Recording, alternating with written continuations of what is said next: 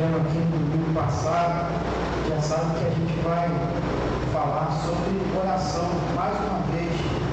E eu acho que tem sido muito importante, né, no ano todo, mas no início desse ano especificamente, nós temos dado então essa ênfase à oração 2025, ano que nós queremos consagrar ao Senhor como um ano de adoração da nossa igreja, como um ano em que vamos trabalhar todo esse tema, esse escopo, mas que não pode ser trabalhado se não for debaixo de oração ou entendendo a oração para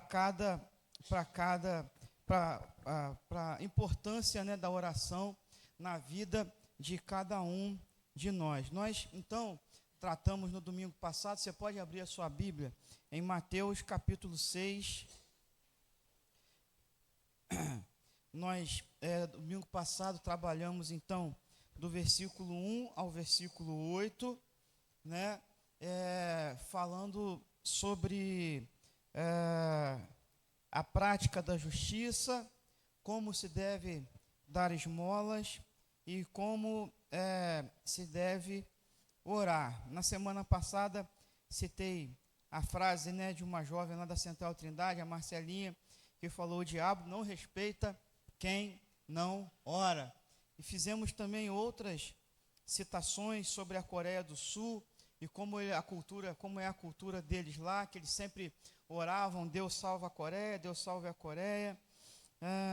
Citei também a frase de John Stott, né, no livro Ouça o Espírito, Ouça o Mundo, que diz assim: a nossa maior nobreza reside na nossa capacidade criada de conhecer a Deus e de nos relacionarmos pessoalmente com Ele, de amá-lo e de adorá-lo. Eu já tratei desse assunto aqui, meus irmãos, no mês de outubro de 2022, e agora, né, tendo voltado para nos debruçar sobre o mesmo texto, sobre a mesma mensagem. E hoje nós vamos então entender, né, na continuação do Sermão do Monte, a oração do Pai Nosso. Então, nós lemos na semana passada e, né, adentramos sobre o capítulo 6, de 1 até 8, e hoje nós vamos a partir do versículo 9. Então, Mateus 6, de 9 a 13, fazer algumas considerações sobre essa oração que é tão popular para nós, né? Na verdade, para todo mundo. Mas diz assim a palavra do Senhor: portanto, vós orareis assim: Pai nosso que estás nos céus, santificado seja o teu nome, venha o teu reino, seja feita a tua vontade, assim na terra como no céu. O pão nosso de cada dia nos dá hoje. Perdoai-nos as nossas dívidas, assim como nós perdoamos aos nossos devedores. E não nos induzas à tentação, mas livra-nos do mal, porque teu é o reino, o poder e a glória para sempre. Amém. É muito interessante, muito obrigado, Gilson. É muito interessante que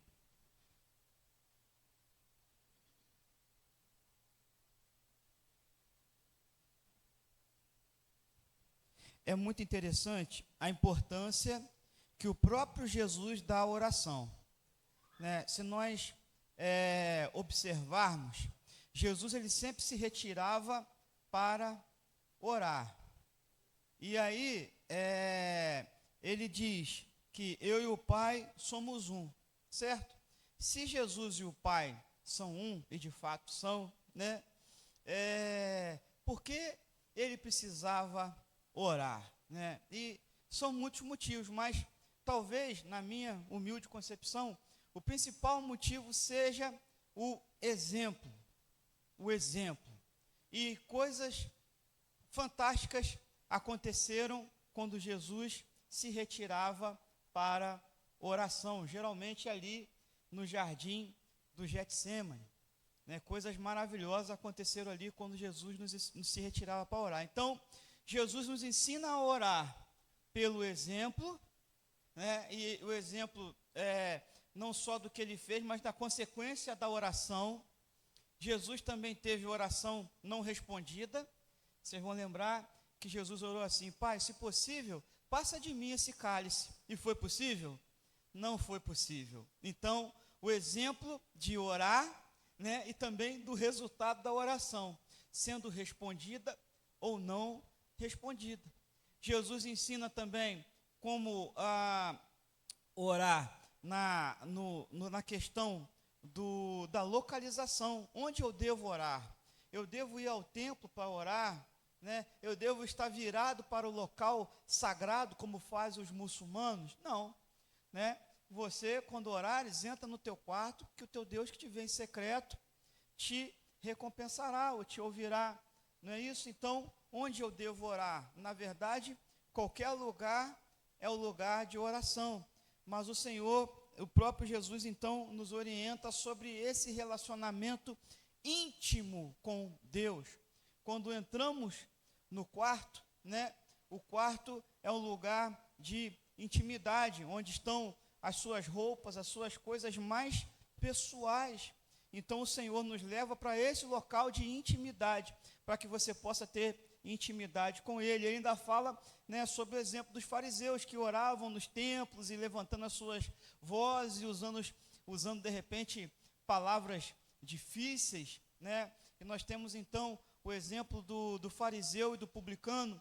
Enquanto o fariseu orava: Senhor, muito obrigado por não ser igual a esse publicano. O publicano lá no cantinho, lá perto da multimídia, lá perto de Naila, lá no cantinho, ele orava assim: Senhor, tem piedade de mim, Senhor, tem misericórdia de mim, né? Então nós temos muitos exemplos de oração na Bíblia. E aqui no capítulo 6 de Mateus, do Evangelho de Mateus, nós temos um modelo, porque as orações não devem ser vãs repetições, não deve ser uma forma automática, uma reflexão, uma repetição não refletida, não pensada sobre o que devemos fazer.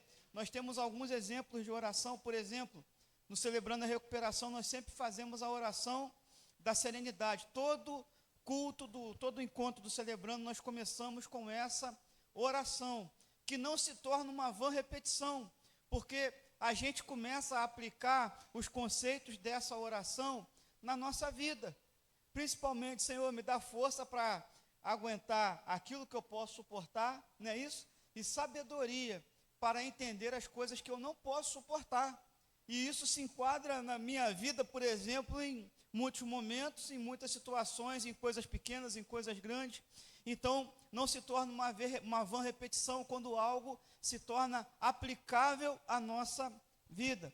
Já comentei aqui com os irmãos que a minha família, ela tem um hábito, desde a época lá do meu pai, que levava a gente para viajar.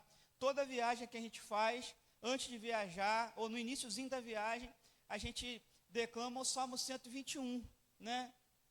E é interessante que isso se tornou um hábito, mas também não é uma vã repetição, porque nós, né, se torna aquele momento de pensar na entrada, de pensar na saída, de pensar no caminho, de pensar nos anjos, de pedir ao Senhor que nos guarde, independente do clima e tudo mais, né? E tem sido um hábito da minha família. E a oração do Pai Nosso, embora ela seja muito repetida, ela não precisa ser uma vã repetição. Eu me lembro que no meu tempo também de escola lá no Externato Santo Antônio, a gente tinha que chegar na escola, entrar em forma, né, firme e cobrir. Não tem mais isso nas escolas hoje, não tem? Firme e cobrir, tem ainda? E tinha que cantar o hino nacional. Um dia era o hino nacional, outro dia era a oração do Pai Nosso, outro dia era a Ave Maria.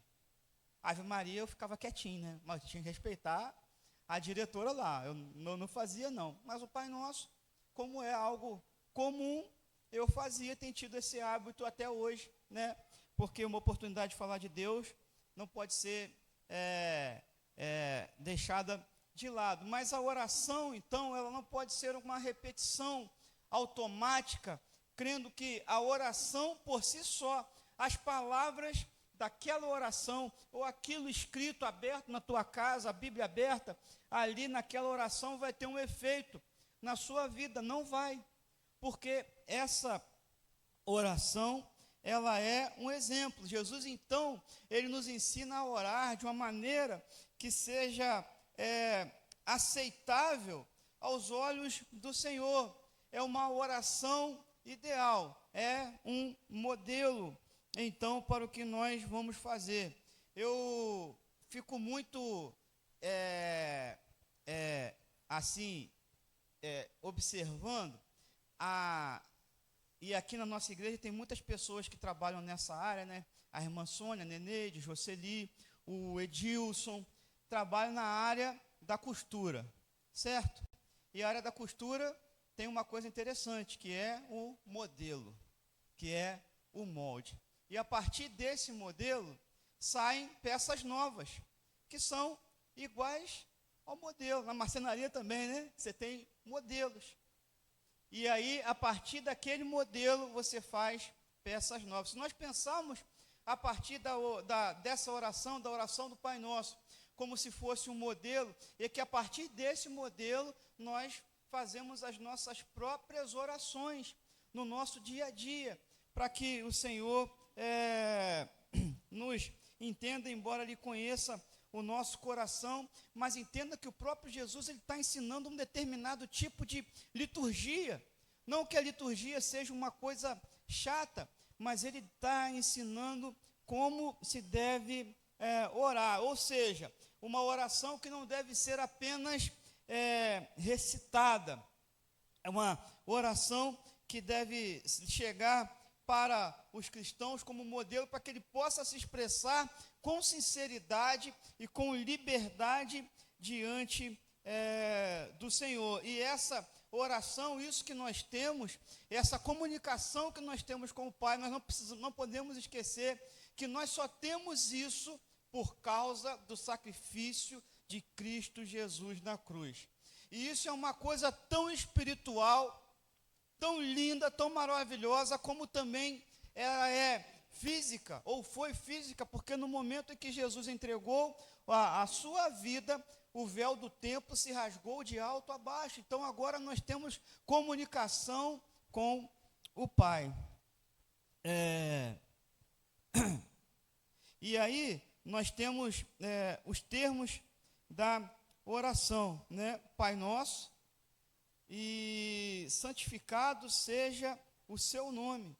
Como nós podemos santificar o nome daquele que já é santo? Você já parou para pensar nisso?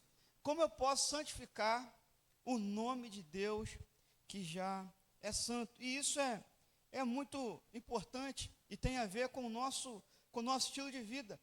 Nós santificamos o nome de Jesus, o nome de Deus, quando se reconhece em nós a santidade que é proveniente dele. Sede santos como eu sou santo. Quando a minha vida, ela leva as pessoas a reconhecerem, a conhecerem a santidade de Deus, é quando eu posso dizer na minha oração: santificado seja o seu nome. Eu sei que o nome dele já é santificado, mas santificado seja o seu nome na minha vida, na minha história, com os meus erros, com os meus acertos, mas com a minha vontade de ser separado em nome de Jesus. A santidade de Deus, ela vai ser manifesta à humanidade através de nós, irmãos, através de nós, através da nossa santidade, através das nossas palavras, através da nossa separação, e as palavras vão dizer muito a nosso respeito, né? Através da nossa separação no falar, no agir, na honestidade, em tudo, onde quer que nós andemos. Eu acredito que nós somos, hoje, né, não vou botar no plural, José desse tempo. Tudo que a gente toca, prospera, e tudo que a gente toca, acaba sendo testemunho do Deus vivo, né?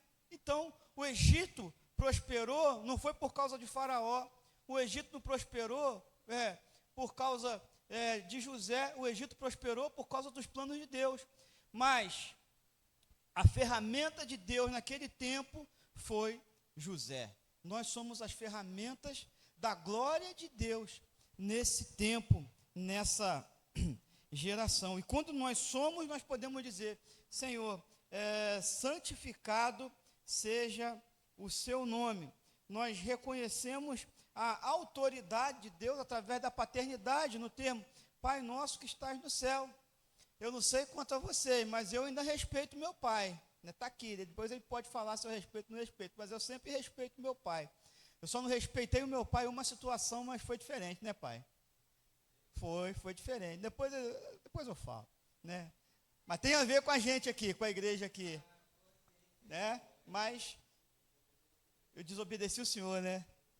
Que meu pai falou assim: meu filho, não vai. Aí eu falei: mas pai, o Senhor mandou eu ir, pai, eu vou. Não, então tá tranquilo. Depois agora ele ama essa igreja, né?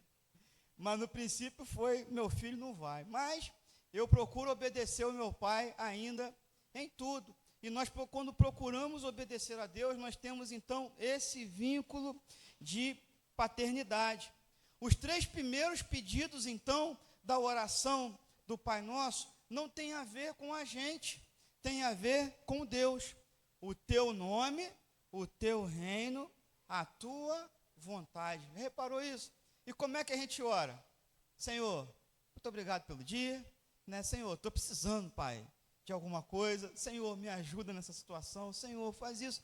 E aí, nós já, numa visão muito antropocêntrica, numa visão muito do homem no centro, nós geralmente começamos a pedir coisas que são para nós, mas não é isso que a oração do Pai Nosso nos ensina, que nós devemos pedir primeiro para o Senhor, o teu nome, o teu reino, a tua vontade. Tiago, capítulo 4, versículo 3, diz assim: pedis e não recebeis, porque pedis o quê? Mal, para gastardes em vossos deleites, né? E a oração do Pai Nosso nos ensina realmente isso. Primeiro pedir em favor do nome, em favor do reino, em favor da sua vontade. Então, seja feita a tua vontade, num ato de submissão, em primeiro lugar. Se eu vou pedir alguma coisa a Deus, eu preciso me submeter à sua vontade. Então eu oro, eu volto na oração de Jesus: Pai, se possível, passa de mim esse cálice, mas que seja feita a sua vontade. Jesus, então, ele ensinou a orar, e ele dá o exemplo, mesmo no momento tão difícil, e me submeter voluntariamente aos planos e aos propósitos, né, e da glória para a glorificação de Deus. Santificado, então, seja o teu nome através da minha vida. A minha vida vai tornar cada vez mais o seu nome santo ou santificado. Você já conheceu alguém que você diz assim: gente, esse cara aqui é um crente de verdade, essa pessoa aqui é um crente de verdade?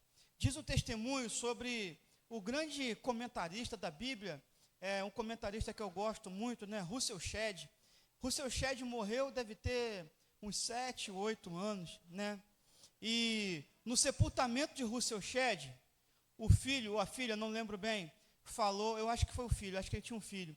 Ele diz assim: eu só sei que meu pai é pecador porque a Bíblia diz, senão eu não saberia. Eu só sei que meu pai é pecador porque a Bíblia diz. Porque, segundo aquele filho, o testemunho do seu pai era irretocável. Alguém que então tornou santificado o nome do Senhor. E aí nós oramos: venha o teu reino. E agora nós cantamos também, né? Venha o teu reino. O reino que ele é messiânico. Não apenas o reino dos judeus, mas o reino para todos os crentes em Cristo Jesus, e que tem interesse por esse reino. Sabe por quê? Porque nós, como crentes em Cristo Jesus, somos cidadãos desse reino. Os judeus esperaram um reino político. Jesus deu algo muito maior, Deus deu algo muito maior, deu um reino eterno.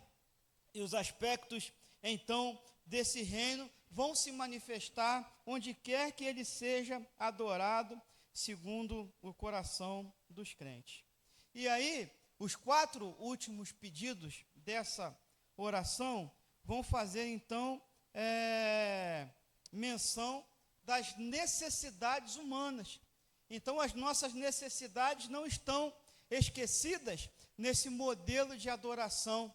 As nossas necessidades estão contempladas nesse modelo de oração, que está também de acordo com Mateus 6,33, que diz assim: mas buscai primeiro o reino de Deus e a sua justiça, e as demais coisas, e todas estas coisas vos serão acrescentadas. Então, primeiro o teu nome, o teu reino, a tua vontade. E agora sim, as minhas necessidades, porque mesmo no modelo de oração, Jesus está nos ensinando a buscar primeiro o reino de Deus. E aí nós temos orado, pão nosso de cada dia.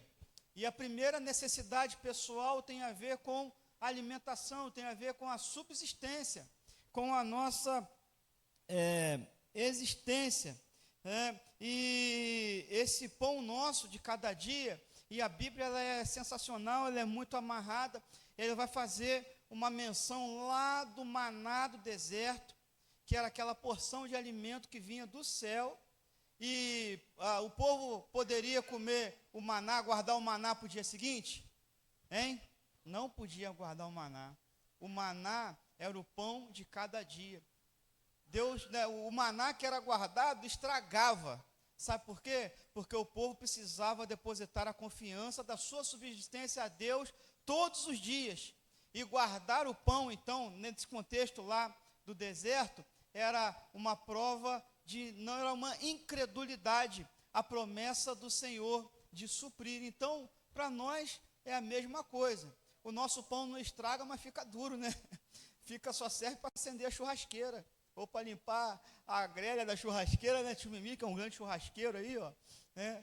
Edilson também, um grande churrasqueiro, né? Mas o pão nosso de cada dia nos dai hoje, Senhor, a nossa subsistência, aquilo que nós precisamos, porque Ele é um Deus provedor. Então, o necessário para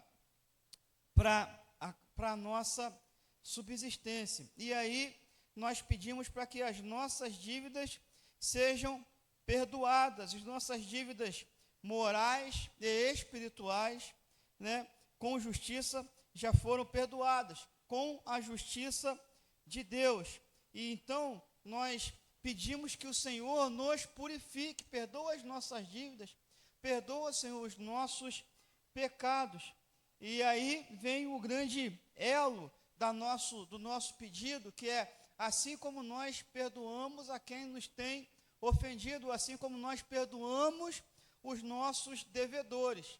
E trocando aqui, bem em miúdos, sobre esse texto, é que nós não podemos ser hipócritas. Pedir o perdão sem perdoar. Quem somos nós para não perdoar? Se pedimos o perdão do Senhor das nossas dívidas, e aí, se a gente fosse colocar as nossas dívidas, né, no discipulado tem um videozinho no RD1 que é chamado Senhor Cara Legal, né? E aí o Senhor Cara Legal é aquele camarada que é reconhecido, um cara legal, honesto, pai de família e tal. E aí vem uma voz no vídeo e fala assim: você peca? Ah, eu procuro não pecar, né? Mas vamos dizer que você peque pelo menos umas 2, 3 vezes por dia. E aí o vídeo faz uma estatística, né, do quanto ele peca. Se você viver até 90 anos, você vai ter pecado 5 milhões, não sei quantas vezes lá. É muito pecado, né? Ele é muito pecado. Eu não sabia que eu era tão pecador assim. É muito engraçadinho, é um desenhozinho, né? E aí nós temos então essa necessidade de pedirmos ao Senhor a nossa purificação. Mas nós não podemos pedir que o Senhor nos purifique, que o Senhor nos perdoe, sendo hipócritas. Ele, bondoso, misericordioso, Ele vai até nos perdoar mesmo, eu creio nisso. Mas como nós podemos ser hipócritas de não perdoar aqueles que têm também dívidas para conosco, embora isso seja uma coisa muito difícil. É para mim também. Eu fiz um ciclo do Celebrando Recuperação inteiro, um ano inteiro, por causa da falta de perdão da minha vida. Graças a Deus, para esse problema eu estou liberto. Tem outros, tem mais gente que eu preciso perdoar. Mas eu não posso então pedir o perdão de Deus se eu mesmo não consigo perdoar aquele que me ofendeu. Efésios 4:32 diz assim: antes, sede uns para com os outros, benignos, misericordiosos, perdoando-vos uns aos outros, como também Deus vos perdoou em Cristo. Então, o pecado, ele deve ser confessado como tal. E aí, e não nos deixes cair em tentação. Tiago 1, 13, 14 diz assim: ninguém sendo tentado, diga, de Deus sou tentado, porque Deus não pode ser tentado pelo mal, e a ninguém tenta. Mas cada um é tentado quando atraído e engodado pela sua própria consciência, pelo seu próprio desejo, pela sua própria vontade. Sabe aquele espinho na carne? Sabe aquilo que pega no teu pé e te leva a pecar? Então, o Senhor, então, não nos tenta. E o que nos tenta é a nossa própria natureza caída. E essa é uma oração que faz sentido: Senhor, não nos deixe cair em tentação. Em Lucas 22:40 diz assim: quando chegou àquele lugar, disse-lhes: orai para que não entreis em tentação. E é uma declaração relacionada, direcionada a Deus, para que nós não possamos cair em tentação desnecessária. O Russell Shedd, esse que eu citei há pouco tempo, o exemplo dele com o filho, no sepultamento dele, ele tem uma palavra que é muito interessante. Ele diz assim: a tentação que do ponto de vista do diabo deve derrotar-nos, do ponto de vista de Deus deve fortalecer-nos. Então, não nos deixe cair em tentação, e quando eu resisto à tentação, eu saio fortalecido. Lucas 22:32, o Senhor diz assim: mas eu roguei por ti para que a tua fé não desfaleça, e tu, Pedro, quando te converteres, confirma os teus irmãos. Jesus, então, ele deixa bem claro que a vitória sobre a tentação só pode acontecer com oração. E é por isso que isso está contemplado naquilo que pedimos para nós. Notem, irmãos, que os pedidos que fazemos direcionados a nós tem mais a ver com a nossa vida espiritual e também com as nossas necessidades básicas. E é por isso que eu particularmente não acredito no evangelho pautado em ostentação. A ostentação não combina com o evangelho, não combina. Então, igrejas que são pautadas naquilo que nós temos, estão indo equivocadamente por um caminho errado, porque a igreja precisa ser pautada naquilo que nós somos, e não naquilo que nós temos. Promessas de coisas que são boas, mas que são passageiras, são promessas que estão fora do escopo da palavra de Deus e fora do escopo do pedido que Ele nos ensinou através dessa oração, que é básica. A ostentação não combina com o Evangelho. 1 Coríntios 10:13, estou caminhando para o final, diz assim: não veio sobre vós tentação senão humana, mas fiel é Deus, que não vos deixará tentar acima do que podeis. Antes, com a tentação, dará também o escape, para que a possais suportar. Amém, irmãos? Então, se vem a tentação, vem também o escape. Nós agradecemos a Deus por isso. Eu quero encerrar a minha palavra dessa manhã lendo novamente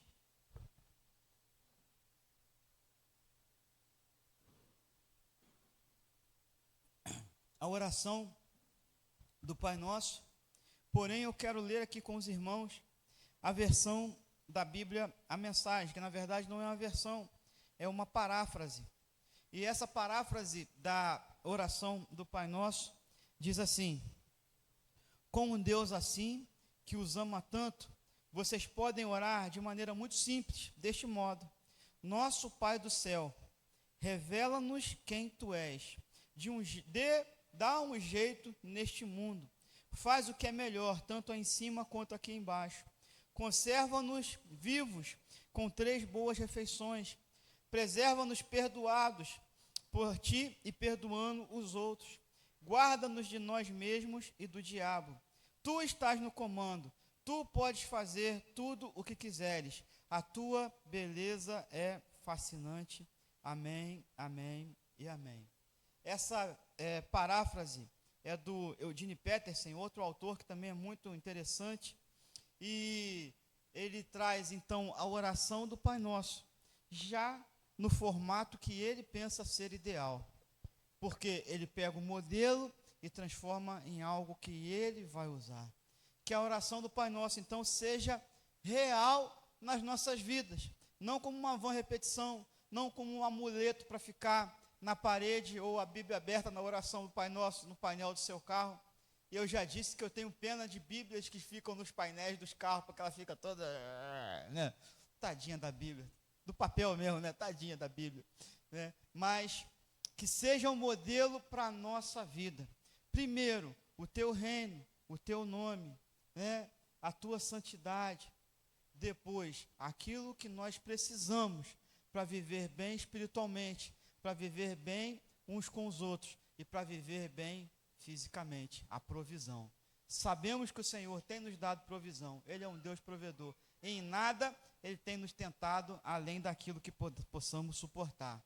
Que essa oração seja real nas nossas vidas, naquilo que nós aplicamos como nossa história até hoje, mas também seja real nas nossas vidas, na maneira que nós vamos orar todos os dias, em nome de Jesus. Eu quero te convidar então a encerrar o culto dessa manhã orando. Você pode então, a partir daquilo que você entendeu nesse tempo, orar ao Senhor aí no seu lugar. Feche seus olhos, faça a sua oração particular, colocando então esse modelo de oração no seu hábito, no seu momento.